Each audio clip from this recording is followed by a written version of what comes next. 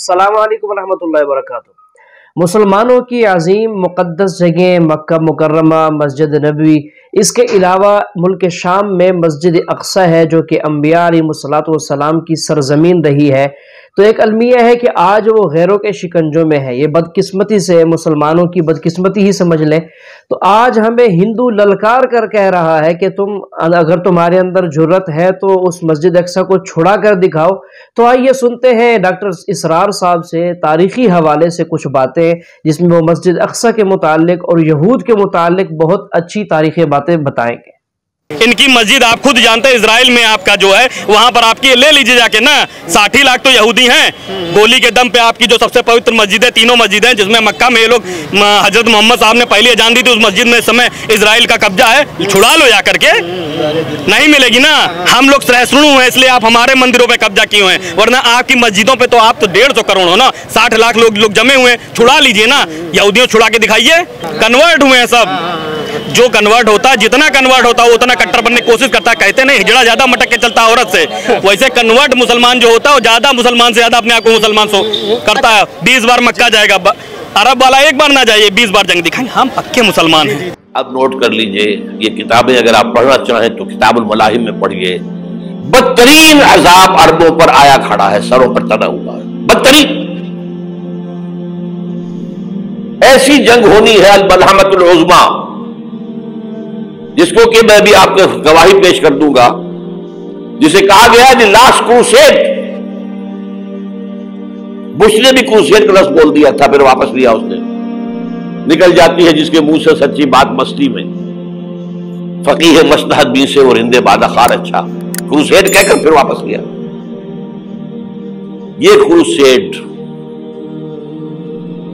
اس کے اوپر جس قدر نقصان ہونا ہے عربوں کا، گریٹر اسرائیل بنے گا، یہ عراق، شام، اردن، سعودی عرب کا کچھ شمالی علاقہ، ترکی کا جنوبی علاقہ، مصر کا صحرائے سینا، اور اس کے ساتھ ہی جو بہترین اس کا زرخیز ترین علاقہ ڈیلٹا آف نائل، یہ سب یہودیوں کے قبضے میں جائیں گے۔ اس کو حدیث میں کہا گیا الملحمۃ العظمیٰ۔ عیسائی 80 علم لے کر ہے مسلمانوں تم پر حملہ آور ہوں گے، اور ہر علم کے نیچے 12,000 فوج ہوگی، 9.5 لاکھ فوج۔ یہ نیٹو کی تیاری کس کے لیے ہو رہی ہے؟ جب USSR کا خاتمہ ہوا تو پوچھا گیا تھا نیٹو چیف سے، اب کس لیے؟ تمہارا وہ دشمن تو ختم ہو گیا، اب ہمیں اسلامک فنڈامنٹلزم سے نمٹنا ہے۔ وہ جانتے ہیں خطرہ یہی ہے، اب اسلام ابھر سکتا ہے، مسلمانوں کے سینوں کے اندر وہ آگ ہے، اوپر خاکستر آ گیا ہے، تو پھر اٹھانا بیٹھنا، یہ اندر تو انگارہ ہے، اوپر سے راکھ ہے، اسے دھوکہ نہ کھا جانا ان کے دلوں کے اندر۔ اور بش نے کہا تھا مسلمان چاہتے ہیں کہ ہسپانیہ سے لے کر انڈونیشیا تک نظام خلافت قائم کریں، اور میں حیران ہوا تھا کہ اس کمبخت کو ہسپانیہ کا خیال کیسے آ گیا؟ ہمیں تو کبھی آتا ہی نہیں، اب ہم تو بھول گئے، وہ تو 500 برس پرانی بات ہے جبکہ وہاں سے ہمیں نکال دیا گیا تھا۔ اگرچہ اقبال نے کہا تھا ہے ارض فلسطین پہ یہودی کا اگر حق، ہسپانیہ پر حق نہیں کیوں اہل عرب کا؟ ہسپانیہ میں تو 800 سال حکومت کی مسلمانوں نے، اور ابھی 500 برس سے گزرے ہیں نا۔ یہودی تو ارض مقدس سے 2000 سال نکالے گئے، انہیں ناکہ آباد کیا گیا، عربوں کے سینے میں خنجر پھونک دیا گیا۔ وہ چھوٹا سا ملک جو چاہتا کرتا، کوئی پوچھنے والا نہیں۔ امریکہ جیسے اپنے بیٹے کی حفاظت کرے ویسے کرتا اس کی۔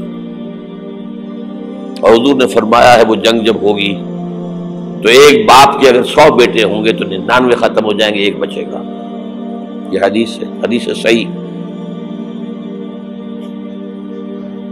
اور آپ نے فرمایا ویل للعرب من شر قد اقترب، عربوں کے لیے ہلاکت ہے، عربوں کے لیے بربادی ہے اس شر سے جو قریب آ چکی ہے۔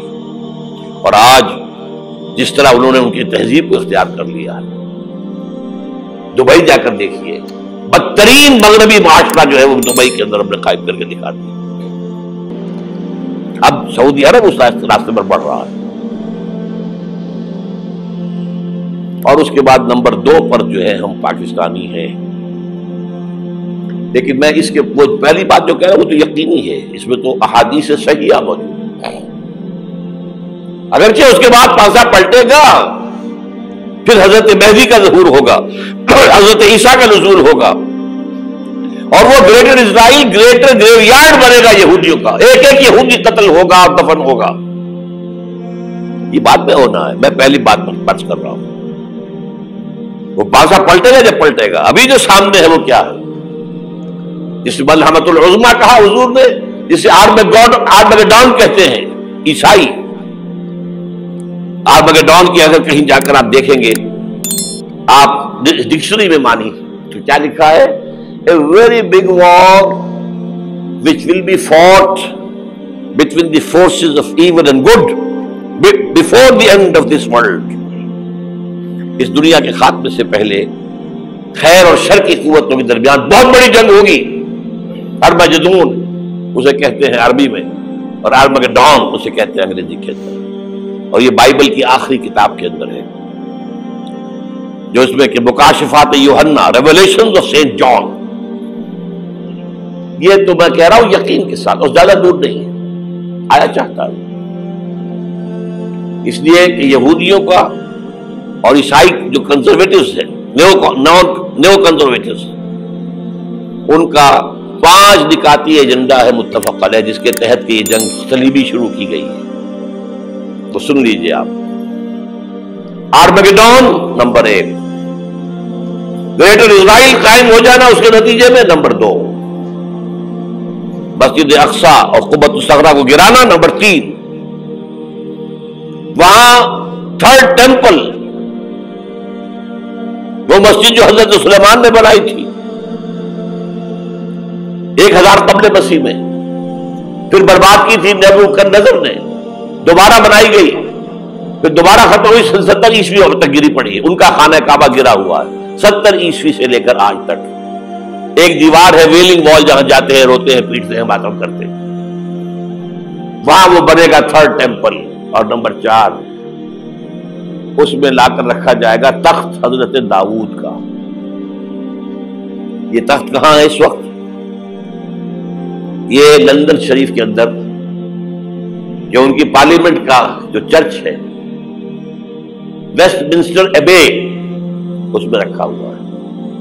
ایک پتھر تھا جس پر بٹھا کر حضرت داؤد کی تاج پوشی ہوئی، پھر حضرت سلیمان کی ہوئی، پھر وہ پتھر رکھ دیا گیا جب حضرت سلیمان نے بنایا ہیکل مسجد اقصی. وہاں رہا وہ. ہر بادشاہ جو تھا یہودی اسی کے اوپر بٹھا کر اس کی تاج پوشی ہوتی تھی. سن 70 میں ٹائٹس نے گرایا اسے، ہیکل کو، وہ پتھر لے گیا، وہاں سے روم گیا، روم سے آئرلینڈ گیا، آئرلینڈ سے اسکاٹ لینڈ آیا، اسکاٹ لینڈ سے انگلینڈ آیا، اور اب وہ رکھا ہوا ہے 14ویں صدی عیسوی سے آج تک. وہ ویسٹ منسٹر ایبے میں رکھا ہوا، ایک کرسی کی سیٹ میں اسے بنا دیا گیا ہے تخت کی شکل میں. اب انگریزوں میں کوئی ملکہ ہو، کوئی بادشاہ ہو جس کی بھی تاج پوشی ہونی اس میں ہو. یہ لا کر رکھا جائے گا 3rd ٹیمپل میں، اور اس پر یہودیوں کے خیال کے مطابق ان کا مسیحا آئے گا جو مسیح دجال ہوگا.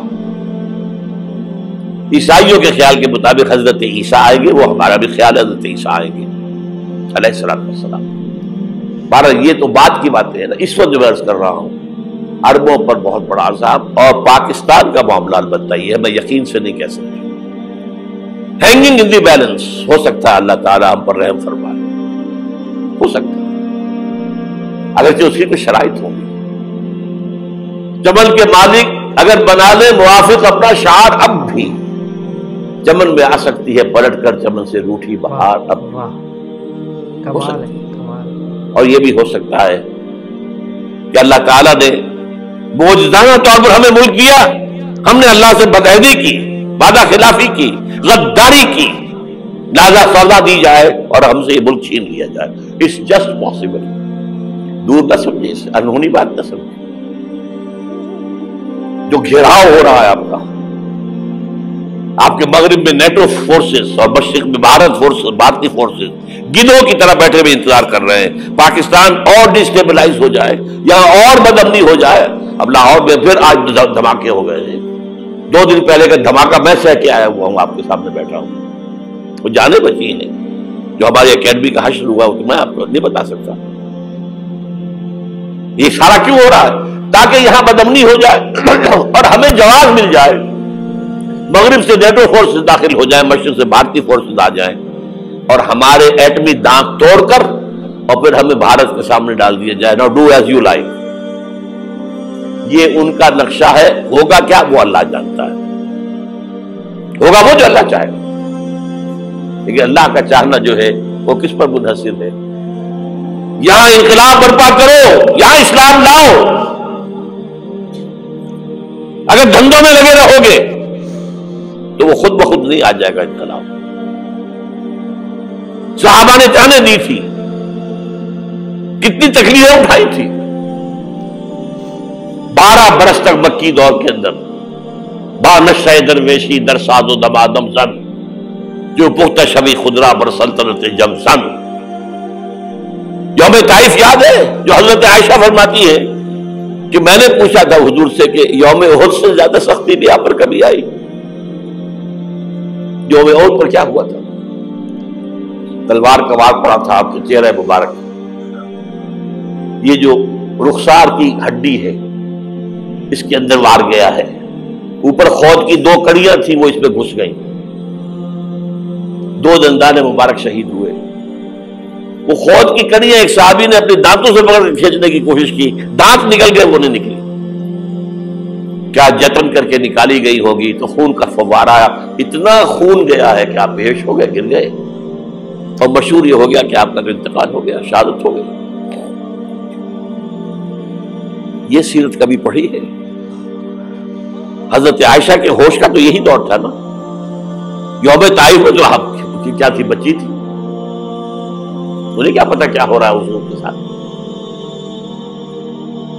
3 دن تک حضور مکے کی گلیاں اور وہاں کے اوباش لوگ پتھراؤ کر گئے تھے اس امید میں کہ شاید وہاں کا کوئی سردار ایمان لے آئے، تو یہاں تو ابو طالب بھی فوت ہو گئے، یہی دنیاوی سہارا تھا، خاندانی سہارا تھا ابو طالب کے ذریعے، اور گھر میں ایک دلجوئی کرنے والی رفیقہ حیات تھی، وہ بھی ان کا بھی انتقال۔ ہمارے نبی نے کتنی آپ نے کہا یہ عام الحزن ہے، صرف اپنی امت کی خاطر، اب تو سب کو طے ہو گیا قریش کو کہ اب جیسے قتل کر دو، کبھی بیٹھ کے سوچا، اسی لیے آپ گئے طائف، شاید وہاں کا کوئی بڑا سردار مانے ایمان لے آئے مجھ پر تو میں اپنا مرکز ادھر شفٹ کر دوں۔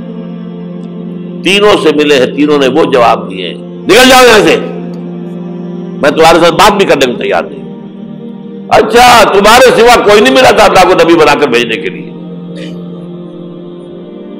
دیکھو جاؤ، میں بات نہیں کرنا چاہتا، ہو سکتا ہے میں بے عزتی کر بیٹھوں، واقعی تم اللہ کے نبی ہو تو میں مارا جاؤں گا، جاؤ جاؤ جاؤ۔ یہ سلوک محبت کے ساتھ ہوا، اور پھر چھوکروں کو، اسٹریٹ ارچنز جنہیں آپ کہتے ہیں، اشارہ کیا تھا خبر لو ان کی، پتھراؤ ہو رہا ہے، ساتھ کوئی ہے ہی نہیں، ایک آدمی صرف زید ابن حارثہ۔ اب سامنے سے پتھر آ رہے ہیں تو حضرت زید آگے آ جاتے ہیں، ڈھال بنتے ہیں، مجھے لگے پتھر حضور کو رہے، اب پیچھے سے آ رہے ہیں، چاروں طرف سے تو ڈھال نہیں بن سکتا ایک شخص، جسم لہو لہا، خون جا کر جوتیوں میں جم گیا ہے، جوتی اتر نہیں دی۔ پھر وہاں سے واپسی پر جو دعا مانگی ہے، اللہم الیک اشکو ضعف قوتی وقلت حیلتی وہوانی علی الناس، اے اللہ تیری جناب میں فریاد لے کر آیا ہوں اپنی قوت کی کمی کا، اپنے وسائل کی کمی کا، اور جو ذلت و خواری ہو رہی ہے لوگوں کے سامنے، الا ملتقننی، مجھے کس کے حوالے کر دیا ہے، الا بعیدی یتجہمنی، یہ میرے اوپر ہجوم کر کے آ جائے، حملہ کرے، اور عدو ملکتا امرے، یہ دشمن کے حوالے میرا معاملہ کیا، جو چاہے کرتے وہ۔ لیکن پھر عبدیت غالب آتی ہے، ان لم یکن علی غضبک فلا ابالی، اللہ اگر تو ناراض نہیں ہے تو مجھے کوئی پرواہ نہیں، سر تقدیم خم ہے جو مزاج یار میں آئے۔ مجھے اندیشہ یہ ہے کہ تو ناراض تو نہیں ہوگی. یہ تکلیفیں جھیلی ہے. سینکڑوں صحابہ نے جانوں کا نذرانہ پیش کیا ہے. احزاب کی جنگ میں فاقوں پر فاقے ہو رہے تھے اور ان فاقوں کی حالت میں خندق کھودنے کا حکم ملا ہے. لوگوں کی کمریں دوہری ہو رہی ہیں. پتھر باندھے اپنے پیٹوں سے اپنے چادروں کے ساتھ کس کر کمر دوہری نہ ہو جائے. اور جب صحابہ کدالیں چلا رہے ہیں تو کیا کہہ رہے ہیں؟ نحن الذین بایعوا محمدا علی الجہاد ما بقینا ابدا اللہم لا عیش الا عیش الاخرہ. صحابہ کہتے تھے ہم وہ لوگ ہیں جنہوں نے محمد سے بیعت کی ہے کہ جہاد کرتے رہیں گے جب تک جان میں جان نکل جائے تو بات اور. جان ہے، چاہے ابھی بھوک سے کمر دوڑی ہوئی جا رہی، جان تو ہے. اور ایک دفعہ کہتے تھے اللہم لا عیش الا عیش الاخرہ، اللہ عیش زندگی تو آخرت کی زندگی ہے. اور حضور فرماتے تھے، حضور کے بیٹھے ہوئے نہیں تھے گاؤں تکیہ لگا کر، پتھر اٹھا اٹھا کر خندق میں سے لے جا کر باہر پھینک رہے تھے. جب صحابہ کہتے ہیں اللہم لا عیش الا عیش الاخرہ، حضور فرما رہے ہیں فاغفر للانصار والمہاجرہ، اے اللہ ان انصار اور مہاجرین کی مغفرت فرما دے. پھر حضور کی خدمت میں کچھ لوگ آئے، حضور اب یہ فاقہ ناقابل برداشت ہو گیا، دیکھیے ہم نے یہ پتھر باندھے ہوئے اپنے پیٹ کے ساتھ. حضور نے کرتا اٹھا کر دکھایا، وہاں 2 پتھر باندھے ہوئے.